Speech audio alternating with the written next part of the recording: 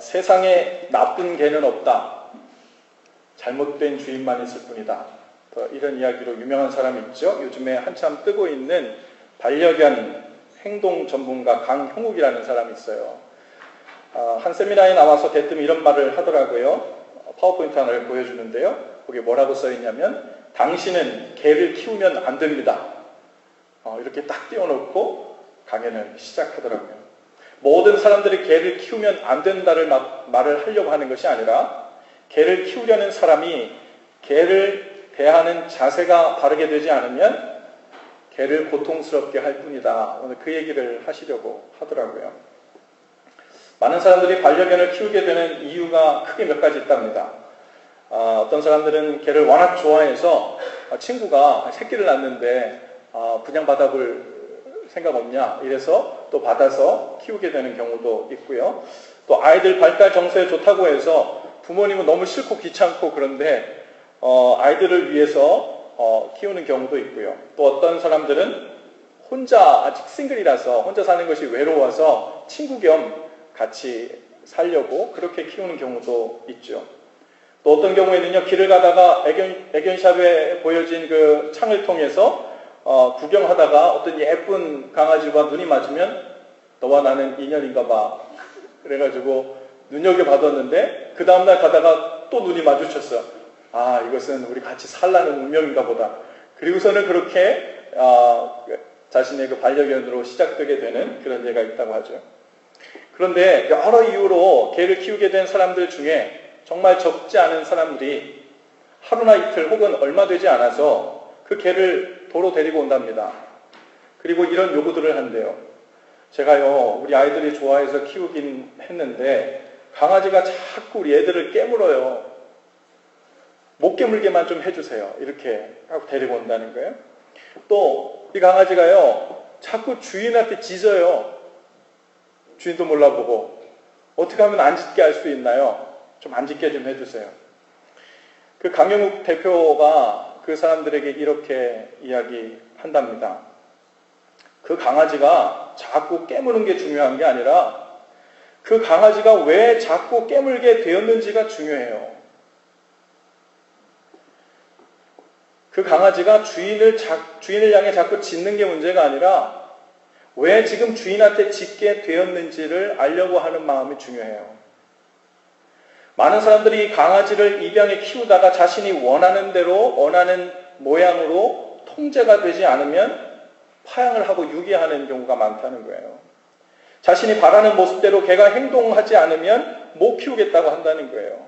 처음엔 귀엽고 예쁘고 또 나의 외로움도 달라주고 친구도 되어주니까 너무 좋은 마음으로 시작은 했는데 그 개가 원하는 것이 무엇인지, 어떻게 하면 그 개가 원하는 친구가 내가 되어줄 수 있을지, 그것을 통해 주인이 변해가는 모습은 별로 없고 주인이 원하는 바램대로 개들이 행동하고 개들이 변해가고 맞춰주기를 바란다는 거죠. 즉 자기가 원하는 틀 안에서 개들을 통제시키려고 하는 것 때문에 개들도 행복하지 못하고 주인도 만족하지 못하다는 거예요.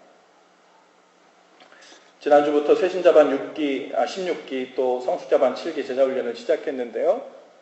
질문 시간에 한 성도님이 이런 질문을 했어요. 목사님, 요즘에요, 제가 아주 작은 일에도 화가 많이 나고요. 참기가 힘들어요. 어떻게 해야 됩니까? 여러분 어떻습니까? 물론 화가 나는 이유 여러 가지 있을 겁니다. 화가 나도록 만든 원인도 분명히 있을 거예요. 어떤 상황이 될 수도 있고 어떤 사람이 될 수도 있을 겁니다.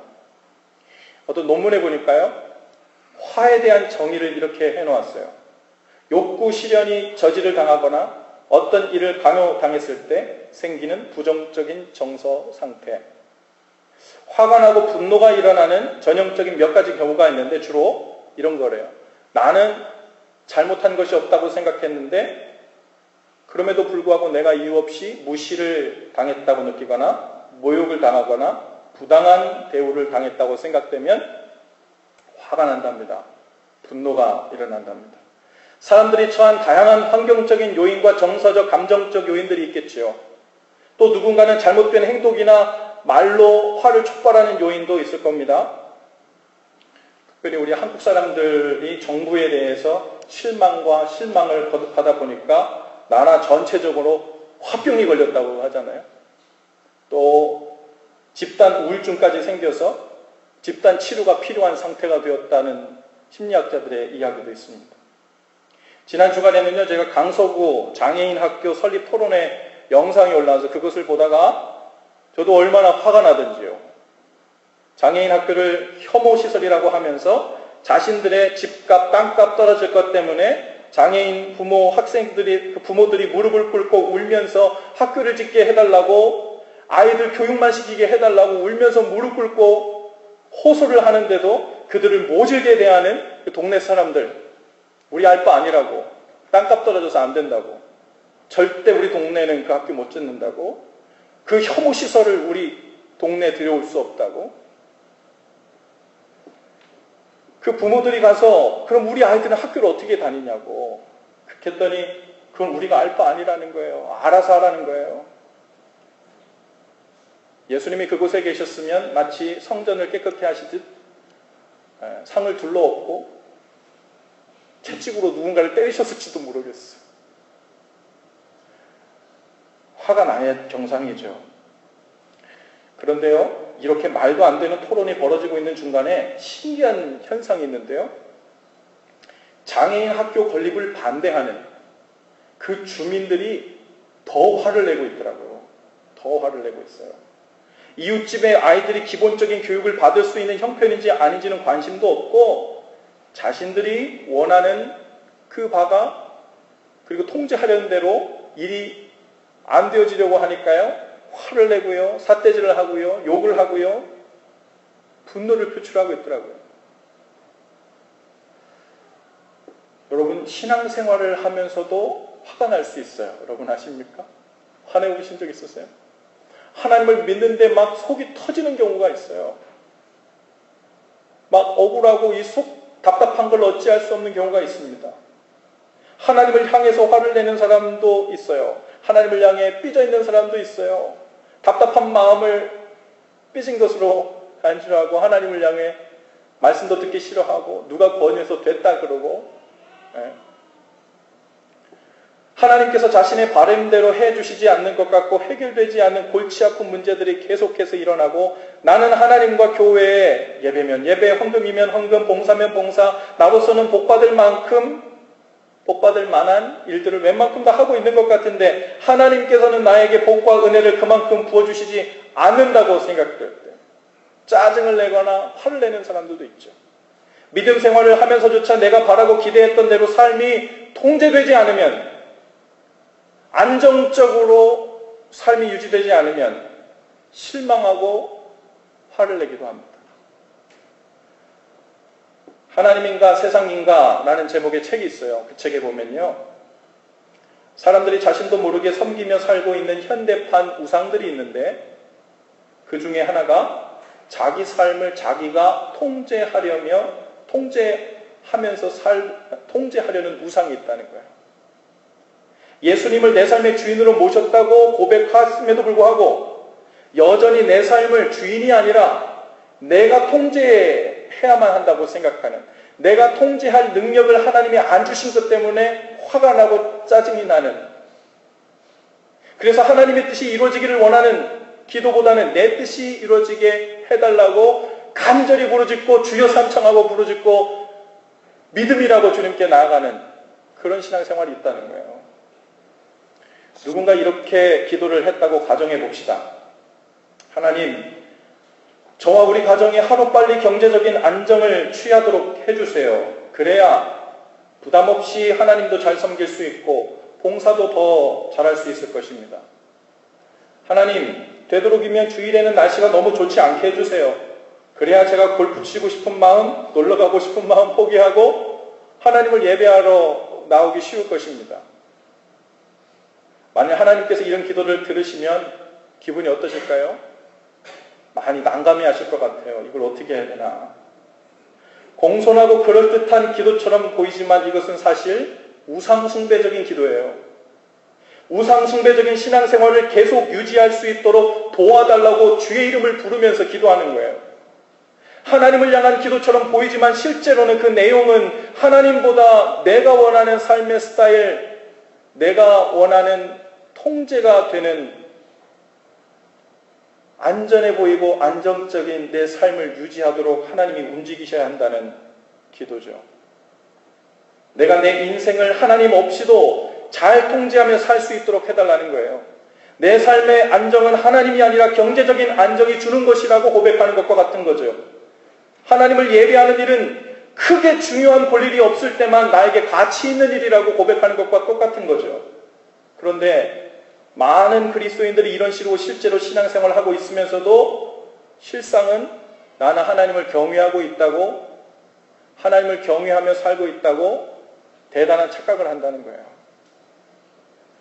오늘 본문 말씀에 믿음의 조상이라고 불리는 아브라함의 이야기가 나옵니다. 모두 잘 아는 이야기죠.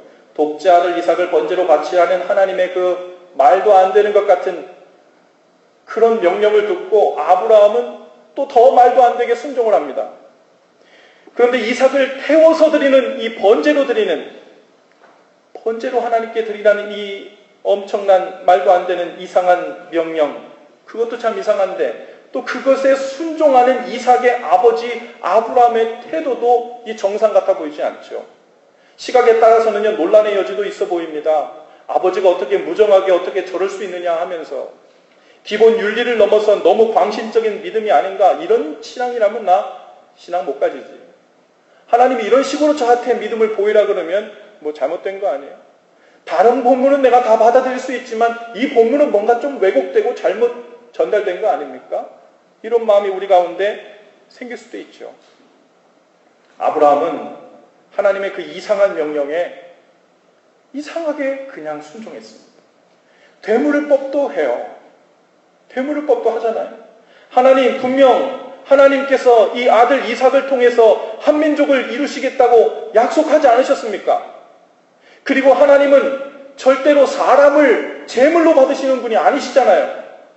더군다나 제가 이삭을 얼마나 생명처럼 소중하게 생각하는지 뻔히 아시면서 어떻게 이 이삭을 번제로 태워서 하나님한테 번제로 드리라고 할 수가 있어요? 무슨 다른 이유가 있는 거죠? 아브라함은 어떤 말도 되묻지 않고 순종합니다. 그게 더 이상한 거예요. 순종하기를 지체하지 않았어요. 혹시라도 간밤해 주셨던 하나님의 그 명령이 돌이켜지거나 회수되지 않을까 하여 아침 일찍 일어나지 않고 늑장을 부릴 수도 있을 텐데,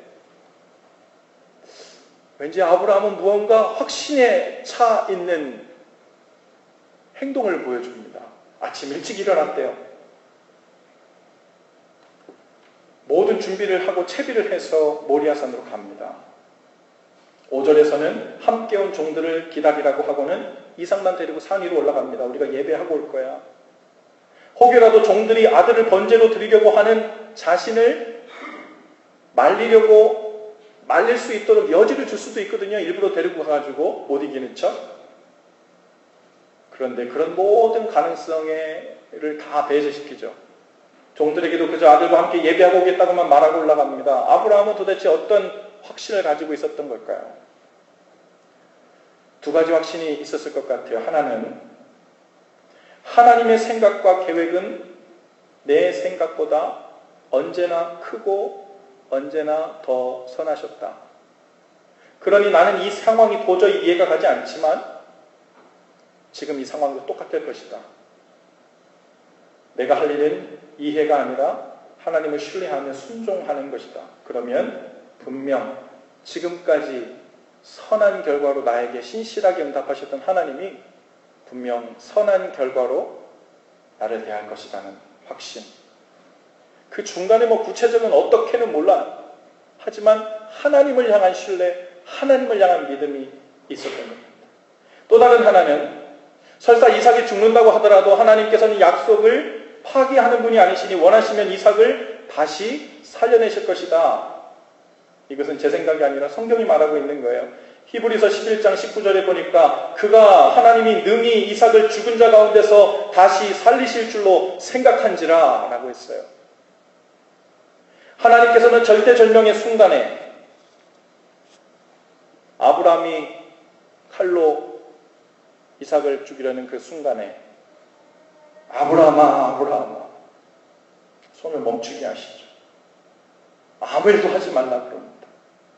그리고 12절, 그 아이에게 내 손을 대지 말라, 그에게 아무 일도 하지 말라. 네가 네 아들 내 독자라도 내게 아끼지 아니하였으니 내가 이제야 내가 하나님을 경외하는 줄을 아노라.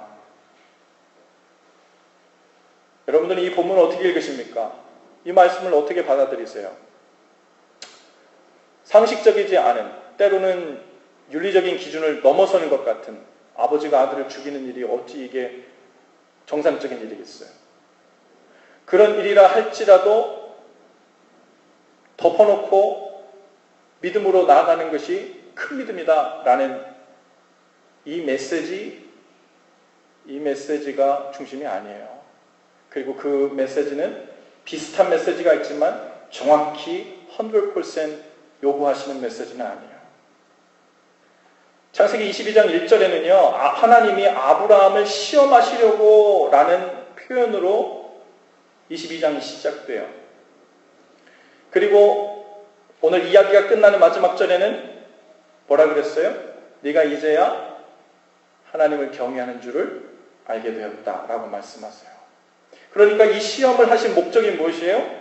아브라함이 하나님을 아직도 경외하는지 알아보시려고 이 시험을 했다는 거예요.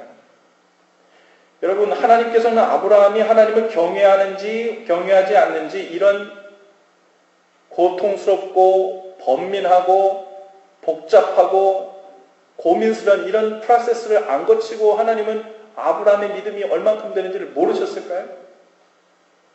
분명 아셨을 것 같아요.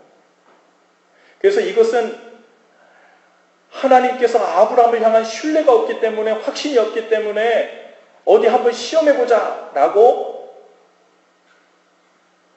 시작하신 일이 아니고 오히려 아브라함을 위해서 시작한 시험이라고 생각해요. 지금까지 믿음으로 살아온 아브라함에게는 손에서 놓고 싶지 않은, 이것만은 하나님의 통제가 아니라 나의 통제권 안에 두고 싶어하는 소중한 것이 생겼어요. 바로 이삭입니다. 백세에 얻은 아들이기 때문에만 귀한 게 아니었어요. 단순히 노후에 얻은 아들 이상의 의미였습니다. 아브라함으로 열국의 아비가 되게 하시겠다는 약속의 아들이었어요. 그러니 다른 건 몰라도 이삭은 아브라함에게 생명 같은 존재고 삶의 전부이고 목적이었죠. 여러분, 바로 그 이유 때문에 하나님께서는 아브라함에게 하나님을 경외하는 것이 무엇인지를 가르치고 싶으셨던 것 같아요. 아마도 이런 시험을 통해 하나님 경외하는 법이 무엇인지를 구체적으로 가르치지 않으셨다면 아마도 아브라함은 아무리 하나님이라도 점점 더 이삭이 예뻐지고요, 점점 더 이삭이 삶의 전부가 되고요, 사실 하나님께서 주셨다는 이유만으로 이삭에게 온 마음을 다 쏟아도 된다는 명분이 점점 자기 마음에 생겨나기 시작할 거예요. 우리도 그렇잖아요. 하나님이 우리에게 주신 자녀들이야. 하나님이 우리에게 주신 직장이야.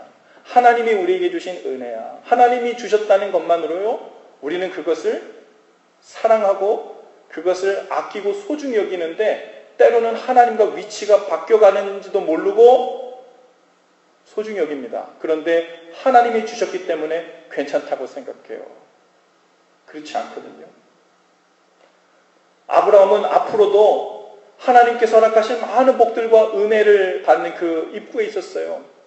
아주 상징적으로요, 그 이삭은 아브라함에게 있어서 하나님, 다른 것은 하나님께 다 양보하고 하나님의 통제권 주어도 되지만 이 이삭만큼은요, 이거는 하나님이 약속하신 거잖아요. 그리고 제가 여기에 온 삶을 다 걸고 있어요. 이 아이 하나만 바라보고 사는 것 아시지요? 다른 건 다 건드려도 괜찮지만 이 이삭을 통해서 계획하고 있는 이 길, 이건 흔들리면 안 돼요. 변경되면 안 돼요. 우회하면 안 돼요. 이건 내 통제권 안에 들어와야 되고 내가 안전하게 보호해야 되고 흔들리지 않도록 해야 돼요. 그런 마음이 아브라함에게 몇 %인지 모르겠지만 마음에 있었을 것입니다. 아마요, 하나님께서 아브라함에게 그 독자 이삭을 바치라고 말씀하셨고, 아마 아마 그 이삭과 함께 동행하면서 모리아 땅에 지정하신 그 산으로 동행하는 동안 어쩌면 아브라함은 그 속에 하나님이 무엇을 원하시고 무엇을 확인하시고 무엇을 분명히 하라고 이 요청을 하셨는지 깨달았을 것 같아요.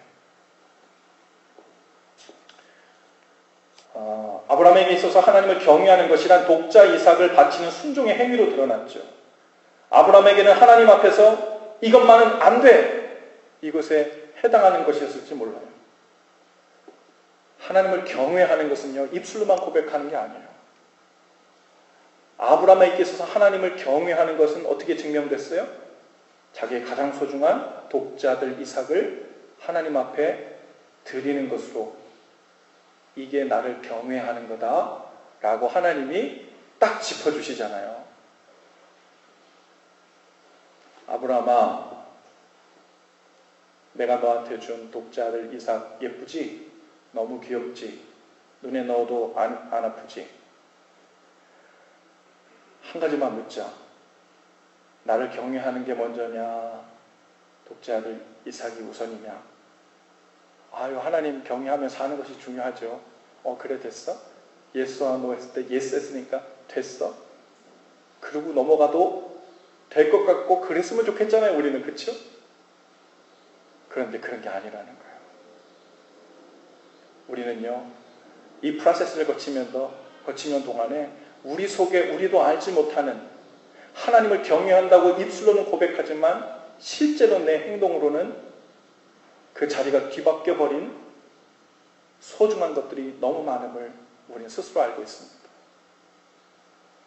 하나님께서 아브라함의 진짜 마음이 무엇인지 몰라서 이제야 내가 알겠다. Finally I realized. 이렇게 하고 시작하신 게 아니에요. 바로 지금 네 속에 너도 모르는 상태에서 뒤바뀔 수 있는 하나님을 경외하는 삶이라는 게 무엇인지 분명히 해야 된다. 이 모든 여정을 생각하면서 가라고 이 도전을 하셨습니다. 여러분, 2절에 보면요, 여호와께서 이르시되 네 사랑하는 독자 이삭을 데리고 이렇게 했어요. 그러니까 하나님께서는 아브라함이 이삭을 얼마나 끔찍히 사랑하시는지 이미 아셨기 때문에 독자들 이삭을 바치라 그런 거예요. 나는 100세 때 얻은 아들도 없고 열방의 아비가 되게 하시겠다는 약속을 받은 일도 없으니까 우리는 참 다행이다. 이렇게 생각되십니까? 나는 저런 시험 당하고 싶지 않은데 이런 생각 드세요? 하지만 우리는 모두 우리만의 이삭이 있어요. 하나님 다른 거는 다 몰라도요, 이것은 제 통제 아래에 놓고 싶어요. 제가 생각한 대로 움직여지게 하고 싶어요. 제가 기대하고 제가 바운더리를 쳐놓은 이곳은 벗어나지 않게 하고 싶어요. 라고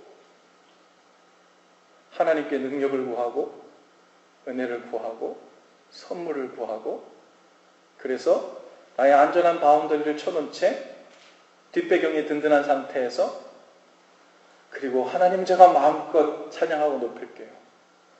여러분, 이거 눈 가리고 아웅하는 거예요. 하나님이 그걸 모르시겠어요?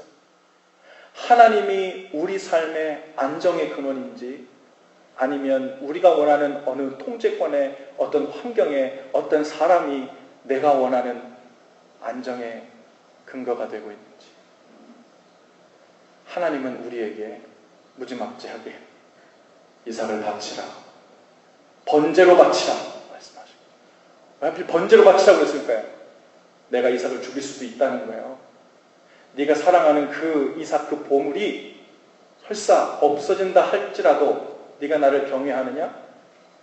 내가 그것을 묻고 싶다는 거예요.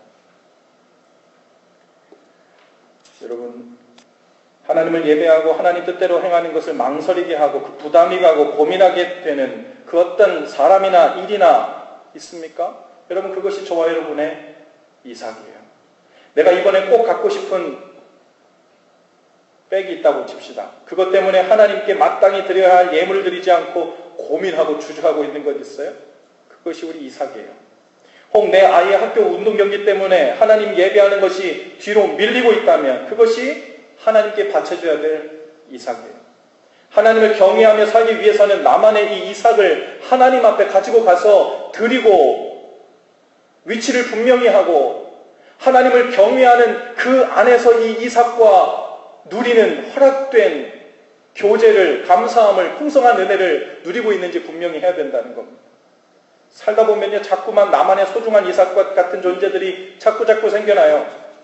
사람일 수도 있고 어떤 안정된 환경일 수도 있어요. 그것이 나쁘다는 것이 아닙니다. 하나님은 분명히 아브라함에게 이삭을 주셨어요. 백세예요. 기적적인 방법으로, 선물로, 그리고 그를 통하여 온 열방의 아비가 되게 하시겠다는 놀라운 약속도 주셨어요.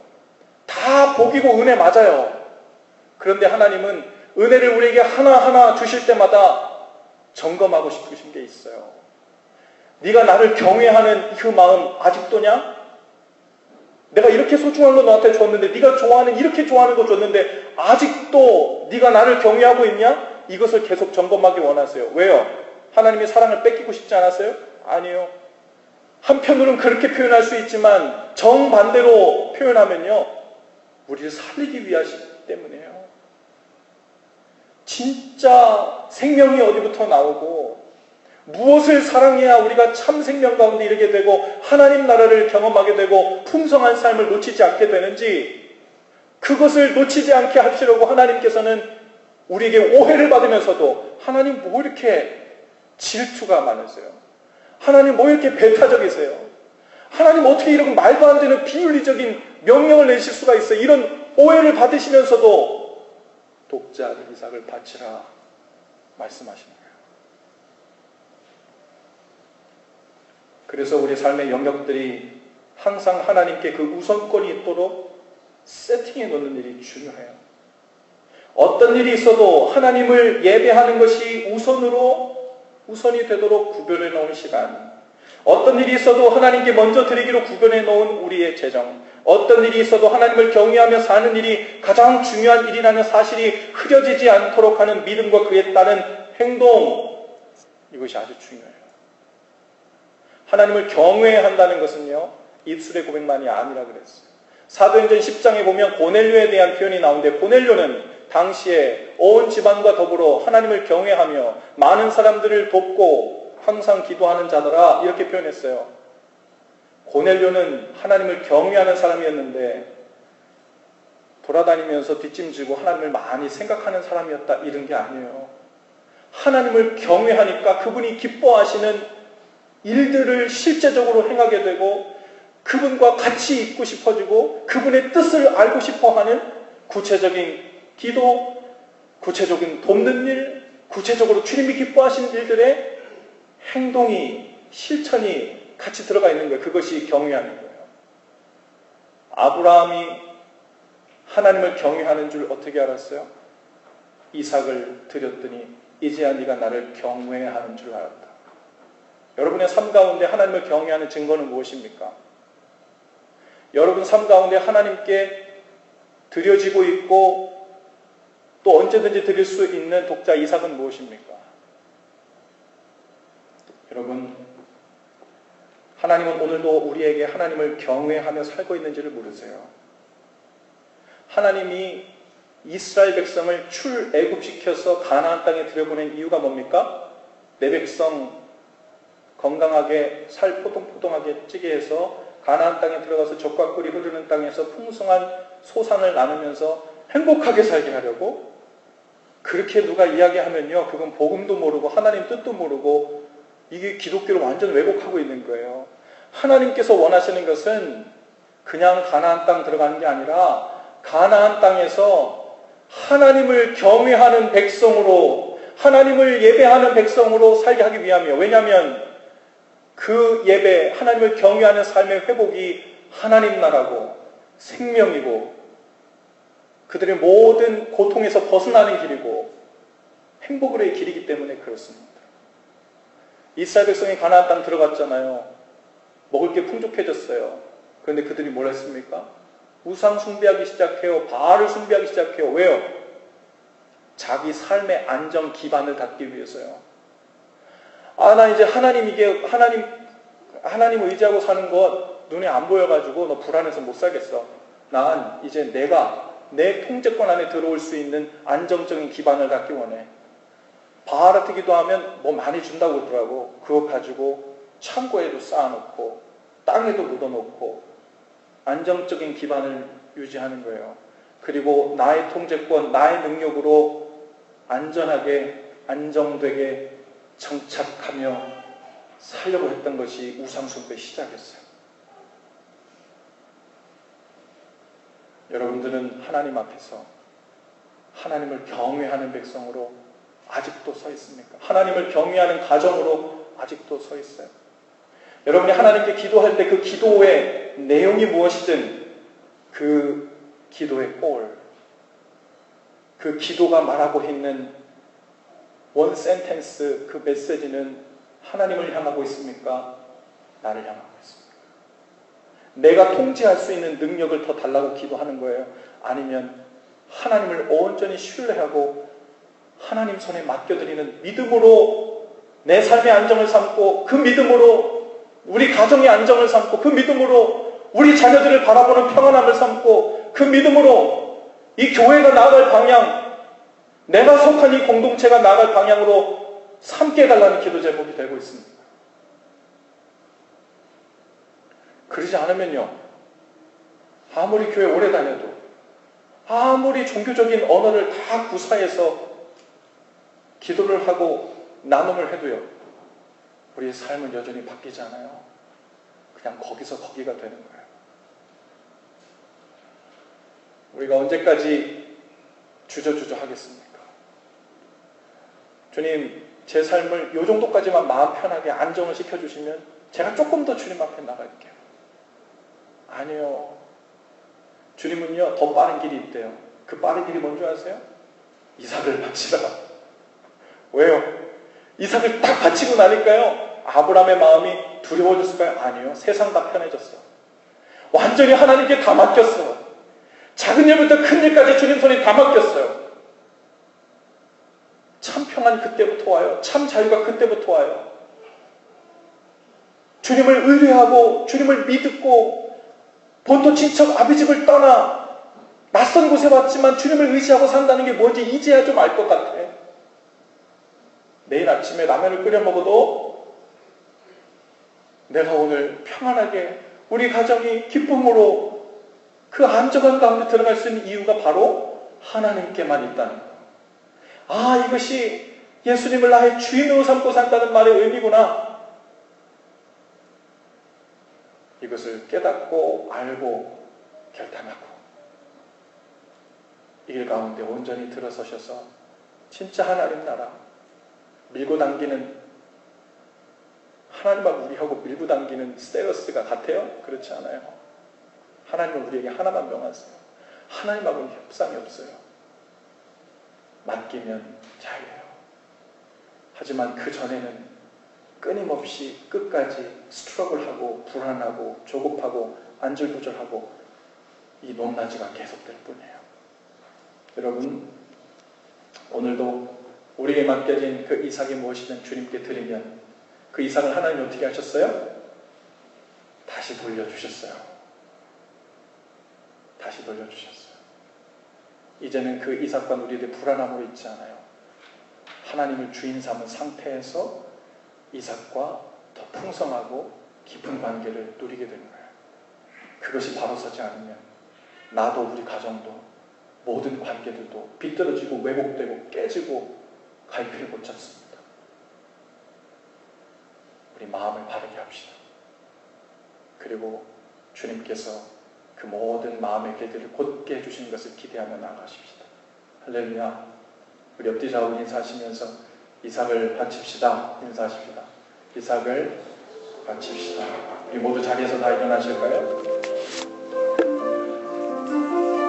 우리 설교 노트 아래쪽에 있는 헌신 기도, 오늘 주신 말씀을 기억하면서 한 목소리로 함께 기도하고 찬송하며 나가십시다.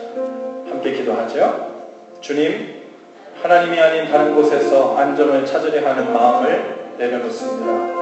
하나님의 손이 아닌 내가 통제할 수 있는 영역을 확장하려고 하는 마음도 내려놓습니다. 오직 하나님만을 경외하며 살기를 원합니다. 나에게 주신 소중한 이삭들이 많아질수록 주님 경외하기를 더욱 살피게 하옵소서. 하나님을 경외하는 삶 안에서 주신 은혜와 복을 누리며 살게 하옵소서. 예수님 이름으로 기도합니다. 아멘.